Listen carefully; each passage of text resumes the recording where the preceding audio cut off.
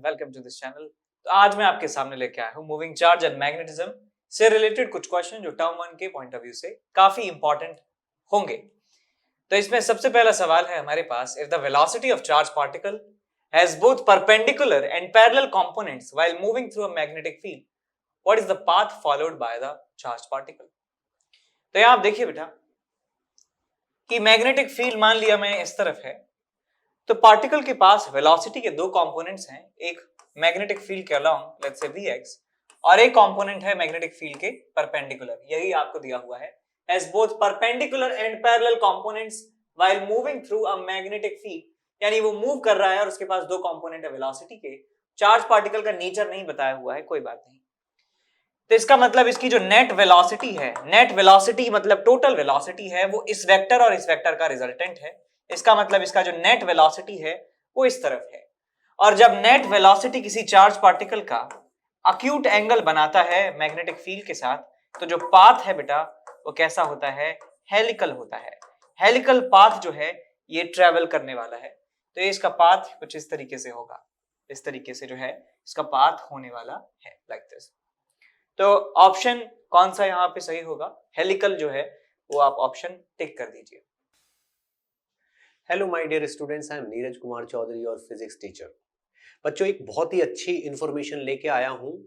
ये जो अनअकैडमी की चैंपियंस लीग है, ये एक बहुत ही सक्सेसफुल इवेंट है और बच्चों की डिमांड पे ये फिर से आपके लिए अरेंज हो गई है, ठीक है ना। तो इसमें जो टेस्ट हैं वो ग्रुप स्टेज लेवल का टेस्ट होता है और उसके बाद फिर एक फाइनल टेस्ट होता है। ग्रुप स्टेज लेवल का टेस्ट 14 नवंबर को है, 21 नवंबर को है, जिसमें 25 क्वेश्चन होंगे और ये शाम के टाइम 5 to 6 PM होगा। अगर इसमें आप अच्छा परफॉर्म करते हो, ठीक है ना, तो आपको बहुत सारे इनाम मिल सकते हैं और स्कॉलरशिप मिल सकते हैं, ठीक है ना।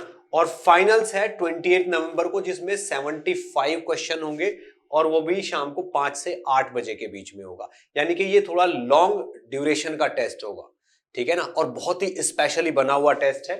तो बच्चों, ये बहुत ही सक्सेसफुल इवेंट है, इसमें पार्ट लीजिए, आपको बहुत फायदा होगा, ठीक है ना। इसके बारे में थोड़ा सा और आइडिया दे देता हूं मैं आपको, ठीक है। अगर आप ग्रुप स्टेज पे बहुत अच्छा परफॉर्म करते हो और ये आपकी 1 से 10 तक रैंक आती है, तो आपको 20,000 का कैश प्राइज मिलेगा, टॉप 10 रैंक और हर एक को 2020, ठीक है ना, और 100% स्कॉलरशिप, ठीक है ना। अब 11 to 30 के बीच में है तो 10,000 और 50% स्कॉलरशिप, यानी कि जो सब्सक्रिप्शन लेते हैं उस पर इतना डिस्काउंट मिल जाएगा। ऐसे 31 to 50 को 6,000 और 25, बाकी टॉप 200 को 15%। और अगर 200 के बाद आप यहां पे एनकेसी सर लाइव कोड डाल देते हो तो 10% वैसे भी मिल जाएगा, ठीक है ना। तो that is equivalent to test.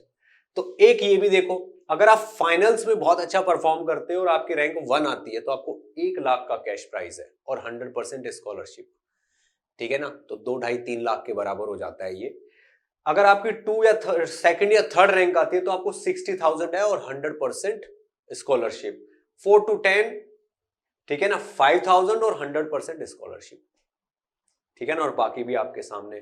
तो बच्चों, बहुत अच्छा मौका है, एज सुन एज पॉसिबल इसमें एनरोल कर लीजिए और जल्दी से जल्दी इसकी मतलब तैयारी करके बढ़िया तरीके से इसको एनरोल करके टेस्ट दीजिएगा, ठीक है ना। चलिए, thank you, best of luck. इसके बाद अगला सवाल है हमारे पास, question number 22। A beam of protons, protons का बीम है with a velocity of 10⁵ meter per second, moves in a direction of uniform magnetic field.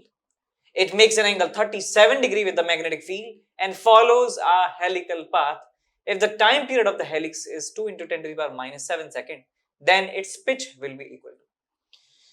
तो यहां देखिए कहा गया है कि जो मैग्नेटिक फील्ड है, मैग्नेटिक फील्ड के अलोंग जाता है बट कुछ एंगल बनाते हुए। एंगल वो कितना दिया है, 37 डिग्री के बराबर। वेलोसिटी इसका एंगल बना रही है 37।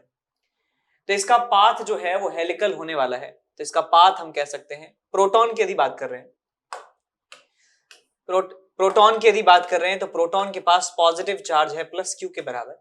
इस वेलोसिटी के दो कंपोनेंट्स आप कर लीजिए। इस वेलोसिटी का एक कंपोनेंट होगा इस तरफ v cos 37 और एक कंपोनेंट होगा v sin 37।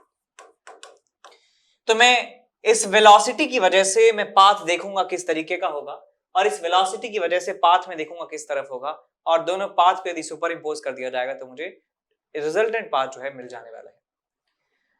तो यहां देखिए बेटा, इसका चार्ज प्लस है, वेलोसिटी इसके पास ऐसे है, मैग्नेटिक फील्ड इस तरीके से है, क्यू वी क्रॉस बी करें तो अंदर की तरफ आता है, यानी कि इस समय इसके पास वेलोसिटी ऐसे, मैग्नेटिक फील्ड अंदर, तो इसका जो इस रोटेशन है वो इस तरीके से होगा, ये जाएगा यहां से अंदर की तरफ जाएगा, तो इसका पाथ जो है कुछ इस तरीके से होने वाला है, इस तरीके से होगा।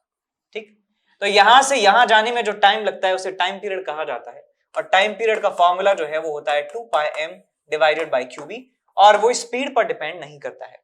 और यदि हम पिच की बात करें, पिच की यदि बात करें तो पिच का फॉर्मूला होता है वेलोसिटी अलोंग मैग्नेटिक फील्ड, ये वाली जो डिस्टेंस है पिच कहलाती है, velocity along magnetic field which is v cos 37, और एक टाइम पीरियड जो है एक चक्कर लगाने में कितना टाइम लगा, कैपिटल टी। तो पिच की वैल्यू मिल जाएगी v cos 37 into T, v है हमारे पास 5 into 10 to the power 5, cos 37 इज 4/5, time period is 2 into 10 to the power -7। तो 5 से 5 गया, माइनस प्लस 5 से ये गया -2 टाइम्स, तो 4 into 2 8 into 10 to the power -2 जो है आपको आंसर मिल जाता है। 8 इंटू 10 टू द पावर -2 या 8 सेंटीमीटर आप कह सकते हैं पिच की वैल्यू होने वाली है, ऑप्शन नंबर सी। आगे बढ़ जाते हैं अगले एक सवाल की तरफ। सवाल है हमारे पास कि Lawrence force can be correctly expressed by the relation. Lawrence force में दो कंपोनेंट्स होते हैं, एक लॉरेंस मैग्नेटिक फोर्स और एक लॉरेंस का इलेक्ट्रिक फोर्स। तो कोई चार्ज पार्टिकल मूव कर रहा है वेलोसिटी v से, और मैग्नेटिक फील्ड और इलेक्ट्रिक फील्ड दोनों ही वहां पे प्रेजेंट हैं, तो उसके ऊपर एक इलेक्ट्रिक फोर्स लगता है q e वेक्टर, एक मैग्नेटिक फोर्स लगता है q v cross b vector. यहाँ जो q है इसको आप कॉमन ले सकते हैं, तो q को कॉमन ले लेंगे तो आपको मिलेगा e vector plus v cross b vector. तो ऑप्शन यहाँ पे चूज कीजिए, यहाँ पे वेक्टर साइन लगाना भूल गए हैं, so Q E plus Q V cross B, A option जो है सबसे बेस्ट ऑप्शन है यहाँ पे, उसे आप टिक कर दीजिए। ये भी वैसे देखा देखा लग रहा है, but E cross V plus B है, तो ये गलत हो जाएगा। ओके, इसके बाद अगला सवाल है हमारे पास कि प्रोटॉन बीम है passes without any deviation through a region of space, this space has a uniform transverse mutually perpendicular electric and magnetic field where E is equals to this and B is equals to this, the velocity of the beam बताना है कितना हो। तो देखिए, जब electric field और magnetic field दोनों एक साथ एग्जिस्ट करते हैं और कहा गया है कि this moves without deviation, deviation नहीं है, इसका मतलब क्या है कि जो चार्ज पार्टिकल है उसके ऊपर एक फोर्स लग रहा होगा क्यू ई के बराबर और एक फोर्स लग रहा होगा क्यू वी वी के बराबर, और दोनों ही एक दूसरे के बराबर हैं, तो हमें मिल जाता है Q E is equal to Q V B. तो इसका मतलब नेट फोर्स उस चार्ज पार्टिकल के ऊपर 0 के बराबर है, तो उसका एक्सेलरेशन जो है 0 के बराबर हो जाता है, और उसका वेलोसिटी जो है वो कांस्टेंट हो जाता है। इसका मतलब वो जिस वेलोसिटी से चल रहा है, यानी जिस स्पीड से एक स्ट्रेट लाइन में चल रहा है, उसी स्पीड से सेम स्ट्रेट लाइन में चलता वो रहेगा, या कह सकते हैं कि बिना डेविएशन के वो मूव कर रहा है। तो ये रिलेशन उनमें होना चाहिए, electric field is equal to v into B. Electric field दिया हुआ है 220 किलो वोल्ट पर मीटर है, तो 10 टू द पावर 3 से मल्टीप्लाई कर देंगे, is equals to v हमें स्पीड ऑफ बीम नहीं पता, into magnetic field, magnetic field है 50 milli tesla, so 50 into 10 to the power -3। अब यहां इसे आप सॉल्व कर सकते हैं थोड़ा बहुत, तो यहां से आपको मिल जाएगा v is equals to 220 into 10 to the power 6 divided by 50। 0 से 0 चला गया, पास से गया ये 4 बार, बचा 4, 4.4 into 10 is to the power 6 metre पर सेकेंड, हमें यहाँ पे आंसर मिल जाता है। 4.4 into 10 is raise to the power 6, ये ऑप्शन आप टिक कर दीजिए। ठीक, क्वेश्चन हमारे पास है 25। When a current carrying conductor of length L is placed parallel to the magnetic field, then the magnitude of force due to current carrying conductor is equal to। देखिए यहाँ पे मैग्नेटिक फील्ड है इस तरीके से, और इस मैग्नेटिक फील्ड में ही मैग्नेटिक फील्ड है ऐसे, इस मैग्नेटिक फील्ड के पैरेलल ही हमने इस कंडक्टर को रख दिया है जिसमें करंट फ्लो होता है इस तरीके से। तो हम जानते हैं कि करंट कैरिंग कंडक्टर जब मैग्नेटिक फील्ड में लगा होता है तो उसके ऊपर लगने वाला जो फोर्स है वो होता है I L cross B, I L cross B, I L cross B. तो एल वेक्टर जो करंट की डायरेक्शन में ही होता है, एल वेक्टर का डायरेक्शन करंट की डायरेक्शन ही होती है, तो इसका मतलब इस वायर का जो एल वेक्टर है वो इस तरफ ही हुआ, this is the L vector, this is the L vector. और मैग्नेटिक फील्ड जो है वो भी इस तरीके से है, दोनों के बीच में जो एंगल है वो 0 डिग्री के बराबर है, इसका मतलब क्रॉस प्रोडक्ट जो है एल क्रॉस बी कितना हो जाएगा बेटा, 0 के बराबर हो जाएगा, इसका मतलब फोर्स जो है वो भी 0 के बराबर हो जाएगा। तो आप ध्यान रखिए कि यदि करंट पैरेलल या एंटी पैरेलल है मैग्नेटिक फील्ड के, तो उस कंडक्टिंग वायर पर कोई भी फोर्स नहीं लगेगा, तो आंसर हमारा होगा 0 के बराबर। इसके बाद अगले सवाल की तरफ बढ़ें। Two parallel wires carrying current in the same direction, same direction में करंट कैरी कर रहे हैं, दो पैरेलल वायर हैं इस तरीके से, तो आपको बताना है कि वो अट्रैक्ट करते हैं, कहा गया है अट्रैक्ट करते हैं, क्यों अट्रैक्ट करते हैं। पहला ऑप्शन है potential difference between them, mutual inductance between them, electric force between them, magnetic force between them. तो ये साफ साफ समझ में आ रहा है कि मैग्नेटिक फोर्स की वजह से ऐसा होता है, क्योंकि हम ये फॉर्मूला डिराइव कर चुके हैं ऑलरेडी। देखिए कैसे, ये वायर है, इस वायर की वजह से इस रीजन में, इस वायर को भूल जाइए अभी, एक वायर को भूल जाइए अभी, इस वायर को भूल जाइए, मैं बस इतना कह रहा हूं आपसे, इस वायर की वजह से मैग्नेटिक फील्ड इसकी विसिनिटी में जो है होगा, यहां होगा अंदर की तरफ, और इस तरफ यदि बात करें तो मैग्नेटिक फील्ड जो है बाहर की तरफ होने वाला है। तो मैग्नेटिक फील्ड बाहर की तरफ होगा लेफ्ट साइड में, और इसकी राइट साइड में मैग्नेटिक फील्ड का डायरेक्शन जो है वो अंदर की तरफ होने वाला है। यदि इस मैग्नेटिक फील्ड में मैं कोई दूसरा वायर लाके रख देता हूं जिसमें करंट सेम डायरेक्शन में जाता है, मान लीजिए दूसरा वायर में लाया और यहां पे करंट जो है इस डायरेक्शन में जा रहा है, तो होगा क्या बेटा, ये वायर में करंट है इस तरफ, इसका मतलब इसका एल वेक्टर हुआ इस तरफ, मैग्नेटिक फील्ड है अंदर की तरफ, मैग्नेटिक फील्ड है अंदर की तरफ। सो आई एल क्रॉस बी यदि देखें तो लेफ्ट साइड में इसके ऊपर लगता है force, I L cross B से देखें तो इसका मतलब ये वाला जो वायर है अपने मैग्नेटिक फील्ड की वजह से इस वायर को अट्रैक्ट कर रहा है। यदि करंट की डायरेक्शन पलट जाती तो ये इसको रिपेल करने लगता। तो इसका रीजन है साफ साफ कि मैग्नेटिक फोर्स इनके बीच में लगता है, ये मैग्नेटिक फील्ड क्रिएट करता है और उस मैग्नेटिक फील्ड से इंटरेक्ट करता है ये वाला वायर, इस वजह से इसके ऊपर लगता है फोर्स। इसके बाद अगला सवाल सॉल्व करते हैं। Two long conductors separated by a distance d carrying current I1 and I2 in same direction, they exert a force F on each other. Now current in one of them is increased to 2 times and its direction is reversed. The distance also increased to 3d. The new value of the force between them is equal to. तो सवाल को करते हैं solve. हमारे पास हैं दो wire, wire में current है I1, दूसरे वायर में करंट है I2, दोनों सेम डायरेक्शन में करंट है, तो ये एक दूसरे को अट्रैक्ट करते हैं, फोर्स लगता है F के बराबर। और इस F की वैल्यू आपको याद होनी चाहिए, F is equal to mu naught upon 4 pi 2 I1 I2 divided by D separation between them. और ये फोर्स पर यूनिट लेंथ होता है, यानी कि इस वायर की लेंथ L पर कितना फोर्स लगाएगा ये वाला wire, that force per unit length is equal to mu naught upon 4 pi 2 I1 I2 by D। Exact force की वैल्यू निकालना चाहते हैं तो L को इधर ले जाइए, तो mu naught upon 4 pi 2 I1 I2 L divided by D, हमें फोर्स की वैल्यू मिल जाती है L लेंथ के वायर के ऊपर। ठीक है, हमें इस वायर की लेंथ पता होना जरूरी है कि कितने लेंथ पर हम फोर्स निकाल रहे हैं, है ना। अब हम क्या करते हैं, अब हम करते क्या है कि वायर में करंट का डायरेक्शन पलट देते हैं। अब होता क्या है, इसमें करंट है I1 लेकिन दूसरे वाले में करंट जो है वो हो जाता है I2, जो सेपरेशन है इनके बीच में वो D से हो जाता है 3D कर देते हैं सेपरेशन, और 2 टाइम्स बढ़ा दिया जाता है, किसी एक में 2 टाइम्स बढ़ा दिया जाता है। तो भाई अब फोर्स की वैल्यू मैं निकालूंगा, F dash divided by L is equals to mu naught upon 4 pi 2 times I1 into 2I2 divided by 3D मैं यहाँ पे लिख सकता हूं, तो इसे आप लिख दीजिए 2/3 mu naught upon 4 pi 2 I1 I2 divided by D। और एक खास बात ये है, क्योंकि डायरेक्शन करंट का बदल चुका है तो ये अब रिपल्सिव फोर्स सहन करेगा, ये एक रिपल्सिव फोर्स इसके ऊपर लगाएगा, that will be equal to F dash के बराबर फोर्स लगाएगा इसके ऊपर। और आप क्लियरली देखें, this value is nothing but F upon L, so F dash upon L is nothing but 2/3 of F by L। L से L चला गया, F डैश की वैल्यू आपको मिल जाती है 2/3 इंटू F, ये मैग्नीट्यूड है और डायरेक्शन भी बदल चुकी है, तो मैं यहाँ पे एक माइनस और लगा देता हूं। यहाँ पे वेक्टर यदि खेलें, ऐसे लिख लीजिए इसको, अच्छा रिप्रेजेंटेशन ये होगा दैट नया force vector is equals to 2/3 of minus of F vector. ठीक है, वेक्टर फॉर्म में लिखेंगे तो आप यहाँ पे माइनस का इस्तेमाल कर सकते हैं। तो यहाँ ऑप्शन में क्या दिया है आपको, -2f/3 डी ऑप्शन जो है आपका सही ऑप्शन होगा। ओके, अब चलते हैं अगले सवालों की तरफ।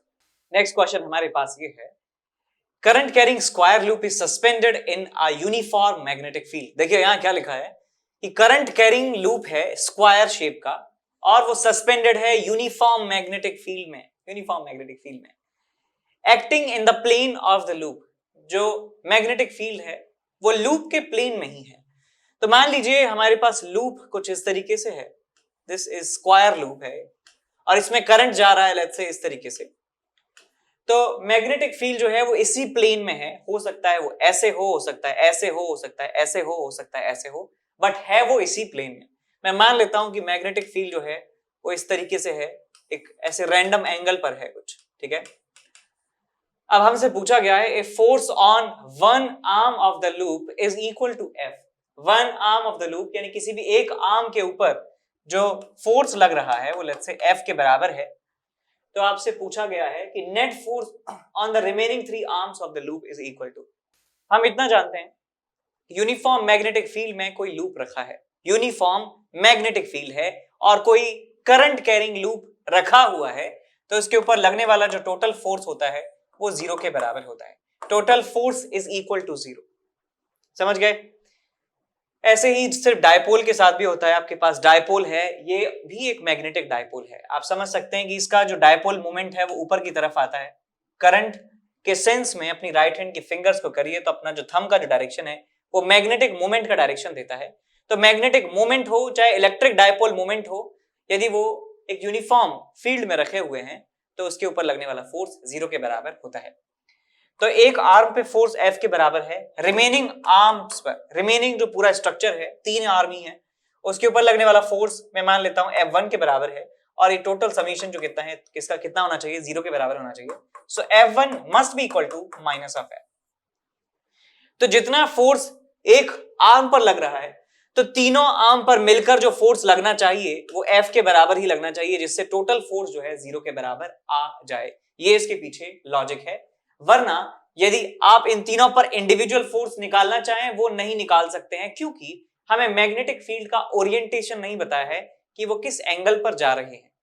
ठीक है, तो हम exact value of force on individual branch, individual side जो है हम बता नहीं सकते, लेकिन हम इतना बता सकते हैं कि टोटल तीनों पे जो मिलके फोर्स होगा that will counter balance this force.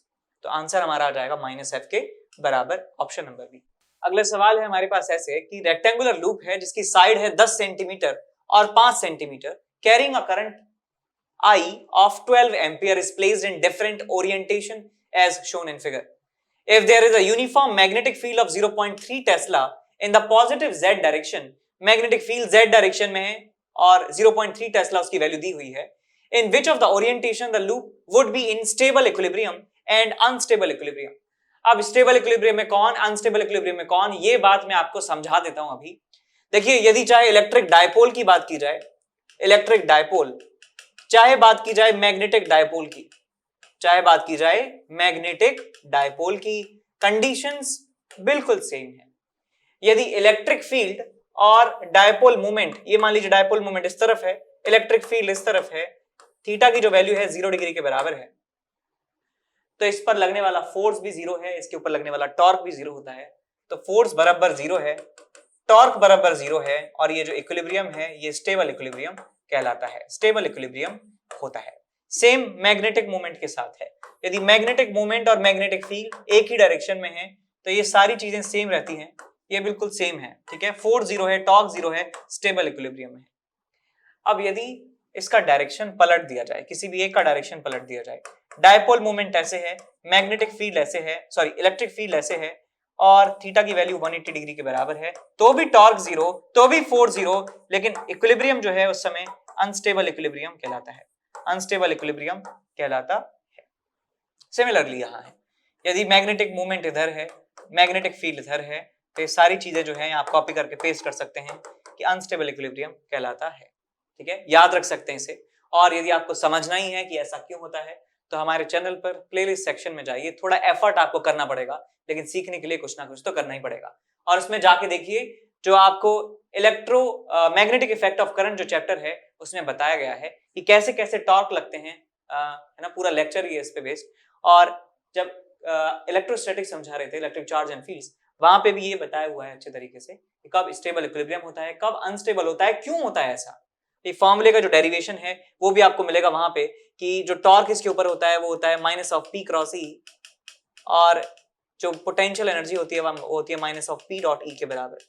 Similarly यहाँ पे होता है एम क्रॉस बी टॉर्क होता है, minus M dot B potential energy होती है। तो भाई यहाँ पे देख लो मैग्नेटिक मोमेंट का डायरेक्शन 0 डिग्री और 180 डिग्री पे होगा, तो स्टेबल अनस्टेबल इक्विलिब्रियम होने वाला है। यहाँ मैग्नेटिक मोमेंट का जो डायरेक्शन है वो इधर है, मैग्नेटिक मोमेंट एक्स की तरफ है एम वेक्टर, मैग्नेटिक फील्ड ऊपर की तरफ है, दोनों एक दूसरे के परपेंडिकुलर हैं, तो कोई सेंस यहाँ पे नहीं बन रहा है। यहाँ पे देखिए जो मैग्नेटिक मोमेंट है वो वाई डायरेक्शन में है, तो यहाँ पे भी कोई सेंस नहीं बन रहा है। यहाँ देखा जाए तो मैग्नेटिक मोमेंट है नीचे की तरफ और यहाँ मैग्नेटिक फील्ड है ऊपर की तरफ, दोनों के बीच में 180 डिग्री है, तो ये अनस्टेबल इक्विलिब्रियम का एग्जांपल बन जाएगा, अनस्टेबल इक्विलिब्रियम। अब यहाँ देखें, यहाँ हमारे पास मैग्नेटिक जो डायपोल मोमेंट है वो ऊपर की तरफ है, मैग्नेटिक डायपोल मोमेंट ऊपर, मैग्नेटिक फील्ड भी ऊपर, इसका मतलब angle between both these vectors is equal to 0 degree, इसका मतलब ये स्टेबल इक्विलिब्रियम का एग्जांपल है। This is stable equilibrium, stable equilibrium, ठीक है। तो स्टेबल कौन सा हुआ, डायग्राम नंबर सेकंड, और अनस्टेबल हुआ कौन, diagram number fourth. So second और फोर्थ हमारे आंसर्स होने वाले हैं। अब इसके बाद अगले सवाल की तरफ चलें, क्वेश्चन नंबर 30, जो कहता है आपसे the full scale deflection current of a galvanometer.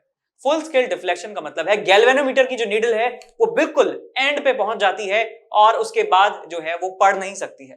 जैसे मान लीजिए आपके पास कोई स्कूटी है, एक्टिवा है, और उसमें लिखा हुआ है कितना लिखा होता है, 100 लिखा होता है, 120 लिखा है मान लीजिए स्पीडोमीटर पे, और आप 120 किलोमीटर पर आवर से उसको चला रहे हैं। स्ट्रेट रोड पर तो नहीं चलेगी, पहाड़ से नीचे उतरते समय मान लीजिए चल गई है, 120 की स्पीड से चल रही है। तो 120 की स्पीड के बाद यदि हम बढ़ा भी देते हैं उसका स्पीड, तो नीडल जो है वो आगे नहीं दिखा पाएगी, नीडल अटक जाएगी।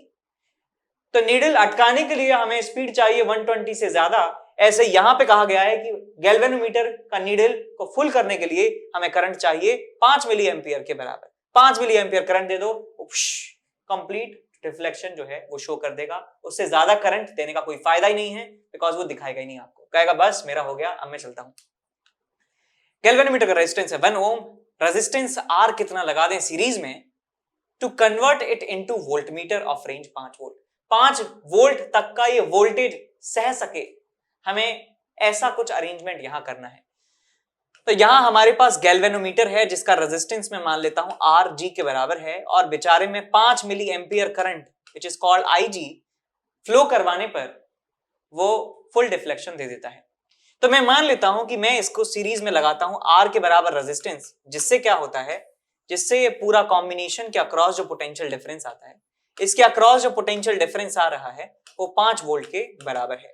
तो मैं करूंगा क्या इस डिवाइस का, इस अजीब से डिवाइस को वोल्टमीटर कहा जाता है, और मैं इन दोनों एंड्स को पकड़ के किसी भी डिवाइस के अक्रॉस लगा दूंगा, तो पोटेंशियल डिफरेंस ये मेजर कर लेता है उस डिवाइस के across.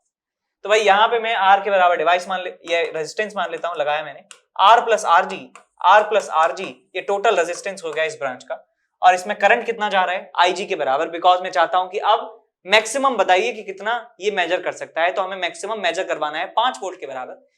So I G into R plus R G should be equal to, the range कितना है हमारे पास, 5 वोल्ट के बराबर है।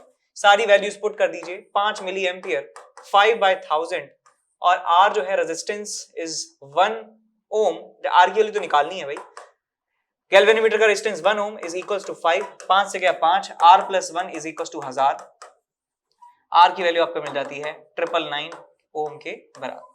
सो रेजिस्टेंस हमें मिल जाता है 999 ओम के बराबर, जो है हमारे पास ऑप्शन नंबर बी।